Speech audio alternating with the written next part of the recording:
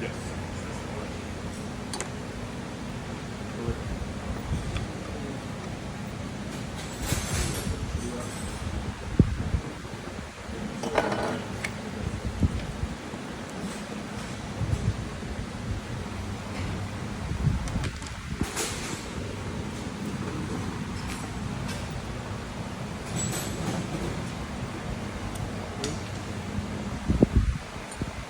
Hey, let me see the hammer and the brass punch that we may or may not need it over here. Put it on the side, but we don't need it. It comes right out. Yeah, it comes right out. Alright, so this is your entire armature once again. This is going to be that plate that once you took the screws out, it removed the bearing from inside the housing. Right here. Once you screw it in, it pulls it all the way up into the housing.